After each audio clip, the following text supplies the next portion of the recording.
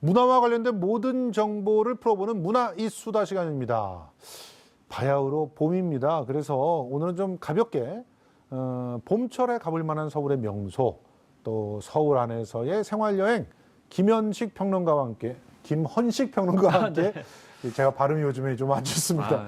피곤하셔서. 이야기해 보겠습니다. 예, 어서 오세요. 네, 안녕하십니까. 예. 지난 주말 어제 뭐 서울에서 봄비가 내려갔고 좀 쌀쌀한 기운이 네. 돌긴 합니다만 입이 그치고 나면 네, 정말 그렇습니다. 본격적으로 꽃들이 네. 피어나고 봄이 만연하지 않을까 이렇게 생각이 드는데요. 그렇습니다. 그래서 봄비가 내렸기 때문에 지금 한참 꽃봉오리 올리려고 열심히 준비를 하고 있을 겁니다. 그렇죠. 무엇보다 이제 봄이 오니까 시민들 그동안 겨울에 굉장히 고생 많이 하셨잖아요. 20도까지 예. 내려왔기 때문에 이제는 스스로 좀 축복을 한다는 측면에서 꽃 구경 좀 하셔야 되지 않을까라는 생각이 들어서 뭐 서울에서 이제 선정을 했죠. 봄꽃길 뭐 180선이다 이렇게 예. 했는데 여기 보시면 경춘선 숲길입니다. 여기 보시면 양쪽에 꽃나무를 심었는데 오른쪽에 보시면 봄을 이제 상징하는 벚꽃을 심었고 심지어 어떤 곳에는 산수유도 심으시고 뭐 이렇게 했었는데 결국 이제 요즘에는 경선 철길도 그렇지만 철길이 좀 많이 변신을 하고 있거든요. 그렇죠. 그런 차원에서 봄 나들이 하기에도 참 좋게 이렇게 꾸며지고 있기 때문에 새로 이제 가보시면 좋겠다는 생각이 좀 아니 듭니다. 굉장히 근데 문화적인 의미가 있어요. 네. 그 철도라고 하는 것은 사실은 점과 점을 갖다가 잇기 위해서 인간이 개발해낸 굉장히 빠른 그렇죠. 이동 수단, 그것도 엄청나게 그 무거운 이동 수단을 수송하던 길이잖아요. 네.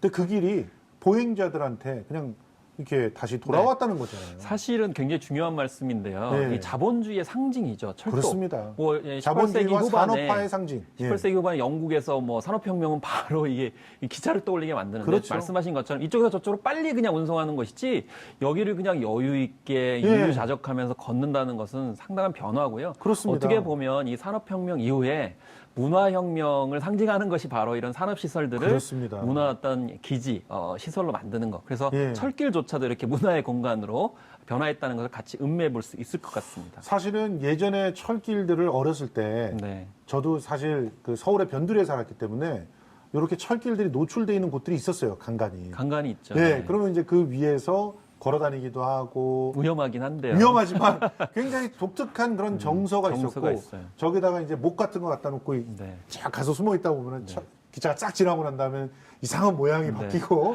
그래서 그거 가지고 이제 장난감을 갖기도 하고. 개구쟁이셨군요. 예. 그런데 그때 느꼈던 아주 독특한 그런 정서와 또 문화적인 어떤 충격들이 지금 이렇게 바뀌면서 새로운 느낌으로 다가온다는 거 이런 것들을 좀 만끽하셨으면 좋겠어요. 꽃과 네. 더불어서 이 계절에만 볼 수 있는 길이잖아요. 그러니까 시간을 내서 좀 찾아가 보시는 것도 괜찮을 것 같아요. 네, 그렇죠? 그렇습니다. 뭐 서울로 7017 같은 경우에도 이번에 새롭게 나무를 심었기 때문에 얼마나 피었을지 한번 가보시면 좋을 것 같고 예. 사실 워커힐이라든지 인왕산길 같은 경우는 드라이브 코스로 좋은 곳이기도 그렇습니다. 하고요.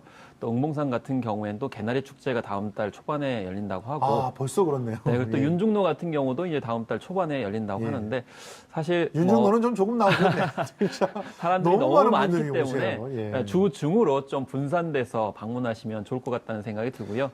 네. 그러니까 서울 시내 곳곳에 봄나들이 명소가 있잖아요. 네. 특히 이제 서울 옛길 620곳 네. 이렇게 서울이 이제 발표를 했더라고요. 네. 시민들이 가볼 만한 곳 12곳 이렇게 따로 여기 네, 그렇습니다. 그래서 620곳을 보완한다고 했는데 사실 서울 같은 경우는 천이 굉장히 많아요. 왜냐하면 이 산 골짜기에 수도를 만들었기 때문에 네. 당연히 이제 지천이 많은데 12곳 중에 이제 첫 번째로 보실 곳이 이제 옥류동 천길이에요. 근데 네. 여기는 옛날부터 뭐 시를 짓는 분이라든지 그림을 그리는 분들, 뭐 조상들이겠죠. 여기서 많이 시를 읊고 여기가 인왕산인가요? 예, 인왕선 예. 줄기예요. 바로 밑에 이렇게 돼 있어서요. 여기 가셔서 좀 음미를 하시면 좋겠다는 생각이 들어요. 옛날에는 여기 못 가보지 않았어요? 네.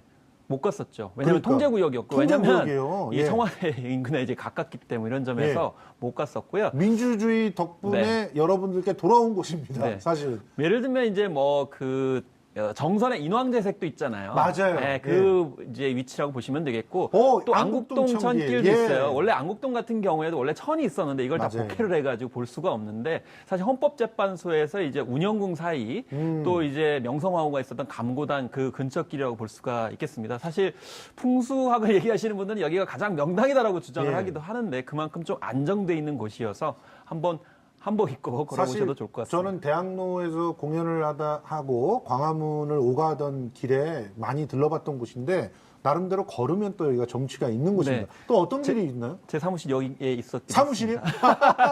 그리고 부경천길인데 아. 제가 제일 좋아하는 곳이기도 합니다. 왜냐하면 이쪽이 창덕궁 옆길이거든요. 맞아요. 창덕궁. 옆길인데 무엇보다도 이 접근성을 보게 되면 이 창덕궁의 고궁이 제일 잘 보여요. 그러니까 사실은 우리가 뭐 경복궁이라 하더라도 좀 측면에서만 보게 되는데 이게 이 뭐 창덕궁의 다양한 궁 건물들이 옆에서 보여지기 때문에 제가 제일 좋아하는 길이기도 한데 요 밑으로 이제 걸으시면 등산길로 올라가실 수 있는 것까지 또 연결이 어떤 됩니다. 길이 있나요? 네.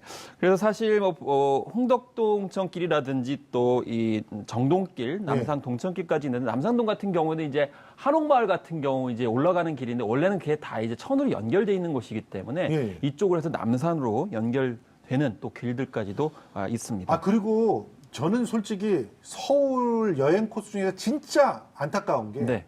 서울은 민주화의 성지입니다, 이제. 그렇죠. 네. 그러니까 광주만 성지가 아니라 60과 또 촛불을 갖다 겪으면서 완전히 서울이 성지가 돼 있다는 것을 우리가 영화 1987을 통해서도 확인할 수 있었는데 현대사의 흔적들을 알 수 있는 그런 루트들 정말 다양하게 많잖아요. 근데 왜 그런 데가 잘 안 알려지는지 안 모르겠어요. 알려져 있죠. 예를 들어 4.19 혁명도 있었고요. 예. 또 무엇보다도 이제 전태일 열사의 그런 청계천. 또 청계천도 예. 있고요. 예. 또 말씀하신 1987 뭐 민주 항쟁도 있었고 예. 또 촛불 뭐 혁명 예. 혹은 이제 촛불 시위도 있었는데 아, 이 창신동 이 창신동 봉제거리 봉제거리 골목. 골목 같은 경우에도 이게 이제 그 동대문 밖이거든요. 예. 그리고 이 어떻게 보면 동묘의 건너편이 되겠습니다. 예. 그런데 여기도 봉제거리 골목이 있는데 잘 알려져 있지 않아요. 그래서 예. 말씀하신 대로 이제 1970년대 참 시골에서 상경을 하셔가지고 많은 여성들이 여기에서 봉제를 하면서 예. 또 돈을 벌어가지고 맞아요. 뭐 집에 보내기도 하고 예. 또 여기서 노동 어떤 악조건 쪽방들이 아직도 속에서도 있잖아요, 많이 여기. 살고 있고 예. 또 아직도 이 봉제거리 그러니까 봉제를 하시는 분들이 계속 영업을 하시고 있는 곳인데 뭐 살아있는 봉제거리다 이렇게 볼 수가 있는데 요즘에 이곳이 새로운 명소로 떠오르고 있다 이렇게 볼 수가 있어서 또 많은 분들이 실제로 방문을 하고 계시기도 하고 또 예술가들이 점차 이제 모여들고 있는 곳이기도 합니다. 사실 여기서 김광석 씨가 태어났어요.